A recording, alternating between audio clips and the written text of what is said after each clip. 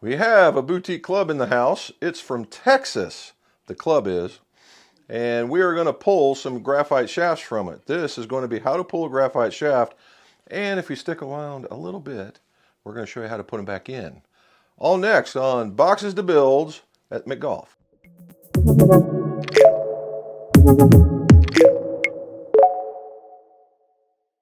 Welcome to the golf shop. Jim McCleary here, and this is where we do golf club repairs, golf club reviews, and golf club fittings, all so your scores can go low. If you would, like, subscribe, hit that stuff across the bottom, and that way you get more of this information when we launch videos. Also, we have a YouTube live stream. It also is on Facebook and X and LinkedIn, and it's called What's in My Drawers Golf Talk. It's the same exact stuff, only live. It happens on Mondays. Happens on 5:30 at the East Coast and 17:30 for those of you across the pond. Alrighty, so what do we have? We have a group of heads that are from Artisan Golf. All right, Artisan Golf is out of Texas.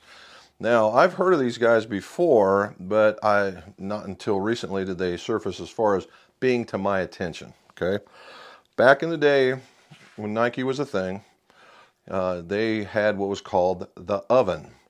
The oven was the testing facility for Nike, or Nike as the case you want to call it.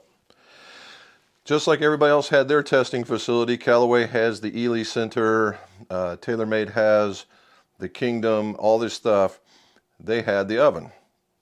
Well, Nike went under, and two fellows decided that was a really good place to set up shop.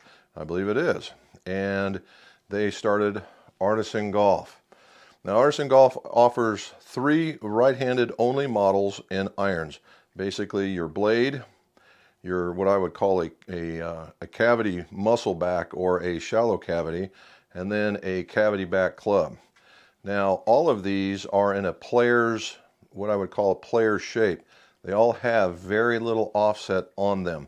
They have and this one being the cavity back, all right, this one being the cavity back, has what I would say not a narrow sole, but it's certainly not any more than average in width. Has very little offset, as we talked about. The face is very, very, I won't say small, but it is a player's club to be sure. And if you look, it is a shallow cavity, making it that player's cavity. All right, the lofts on all of these clubs are all the same. So there's not one that gets stronger or gets weaker, as the case may be. They're all the same, okay? They also have a fitting session that you can go through, which I would recommend highly as far as at least getting Go Fit. I wouldn't necessarily go all the way down to Texas to go get fit, but if you're down that neck of the woods, maybe they can do you right. That's up to you, okay? So what we're going to do is, these are actually for a repeat customer from West Virginia.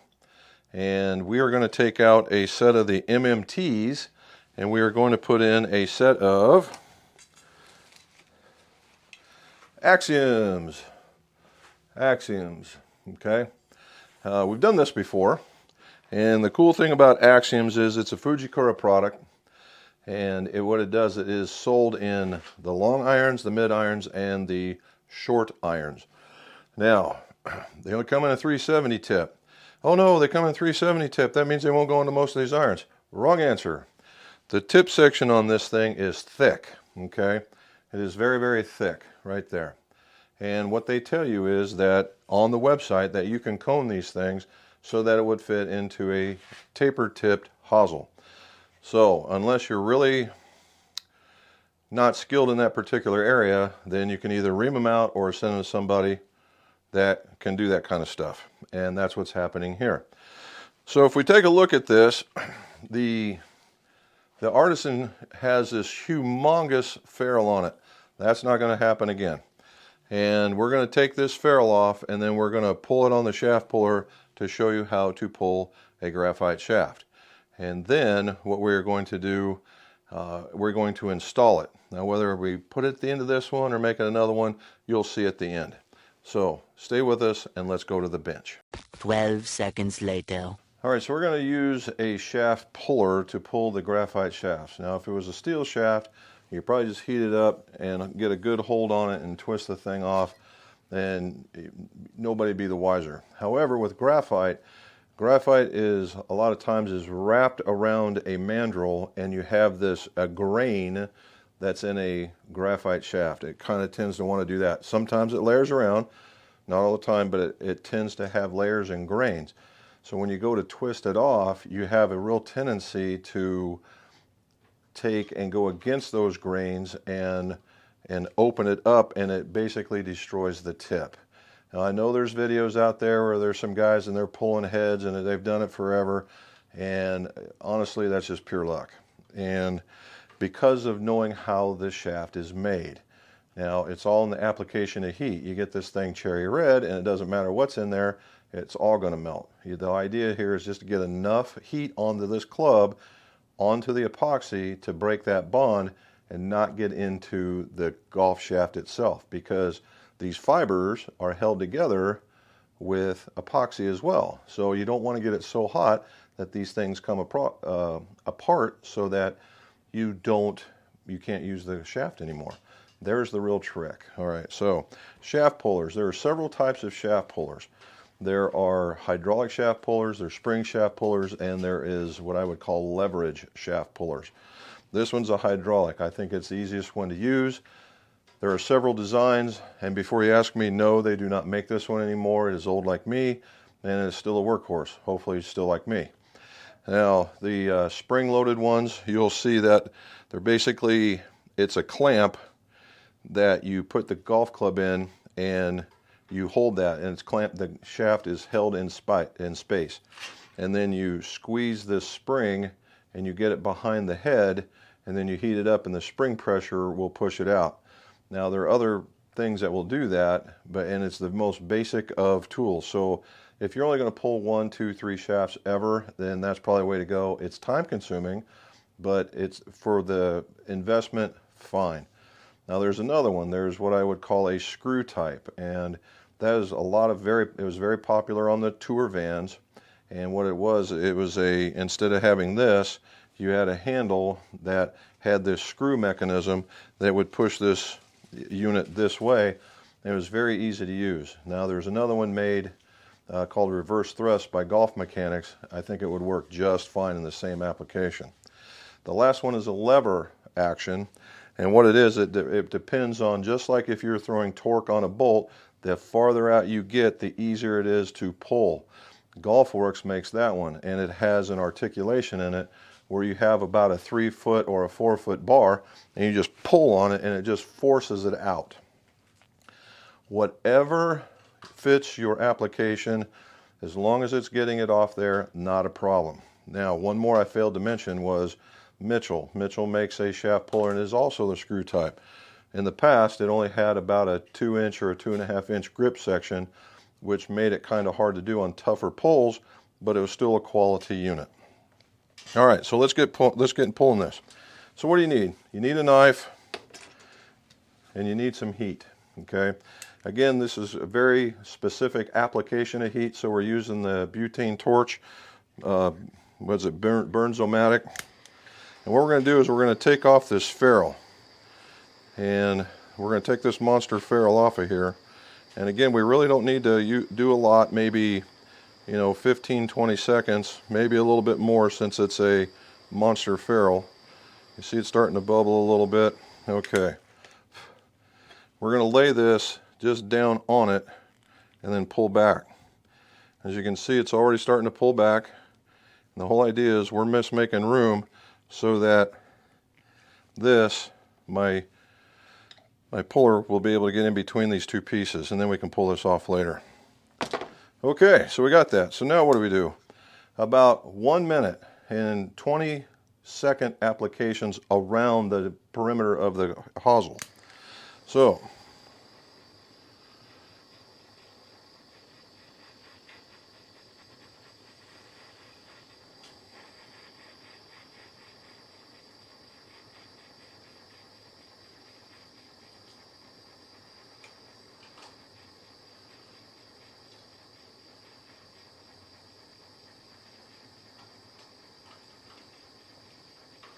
okay, that was that. I'm going to give it just a few more. because I'm going to talk about this here in a minute. Okay, I have some painted press in here, and what you want to do is stay away from that. You don't want to put the heat right to that particular point for fear of burning the paint. So you want to start on each side and get to that 360 degrees. All right, we're in there. Let's get this thing going. There we go. And there it comes. Now the real trick here is that we got to clean this thing out really quick so we can use the heat that we put in here to help get the epoxy out.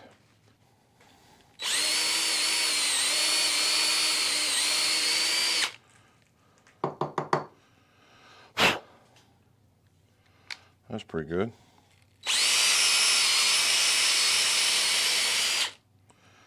You see, we still have stuff coming out. So if we have stuff coming out, that means there's probably some stuff at the bottom. Yeah, there it goes.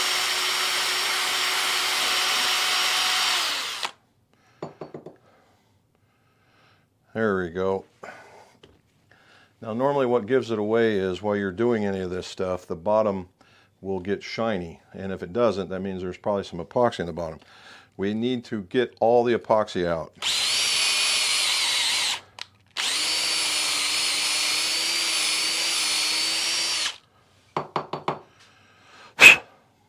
There we go. Now it's all gone. Now the question of the day, does Artisan make taper tip or do they make parallel? Got my new gauge, got it from Golfworks, and as you can tell, there's numbers around the outside. This is 370 and this is the taper tip with the T on it. So we got to figure out which one it is. It does not fit that one at all. And there we go. 355 it is, so it is a taper tip. That's what they use. Alrighty. So we got this one. I'm gonna do, well, this one's actually pretty clean. There's one of them that looks like he's hit a couple of times, so I'm gonna run it across the wavy wheel just to kind of give it a clean up. Outside of that one, we're gonna, I'm gonna polish this one real quick. Alrighty. So it does have a really nice coating on it. I will give them that. The reason why I polished it is because I saw some discoloration up here at the tip where we were heating it, and I didn't want it there when we put it together. So there we go. Easy enough to pull it apart, right? Now let's pull this out.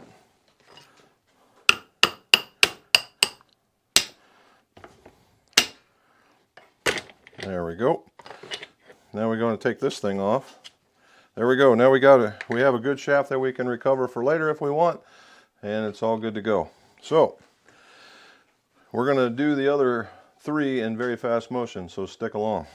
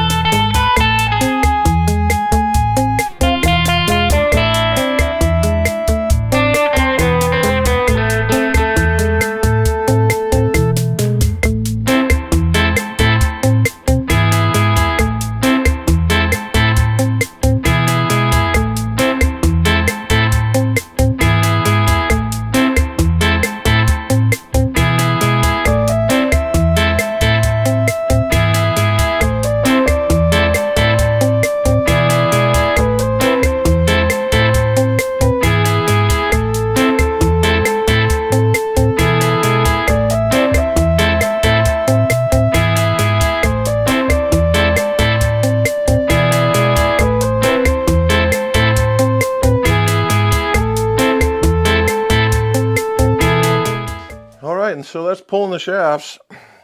Now, pulling a graphite shaft or even pulling any shaft is not just pulling a shaft. Number one is you've got to get rid of the ferrules, because you don't leave the ferrules on the shaft just because they're going to be melted and they're junk and you don't want to keep them there because it's going to be work the next time. Just get it done and get it over with. It doesn't take but a second. The other one is that when you're all done pulling the shaft, you must clean out that hosel. Clean out that hosel, particularly if you're going to reuse it again. And you want to get all the stuff out. You saw me use the drill, and that was to bottom out because a lot of epoxy accumulates at the bottom. Got to use that drill to get it out of there. Use the wire brush.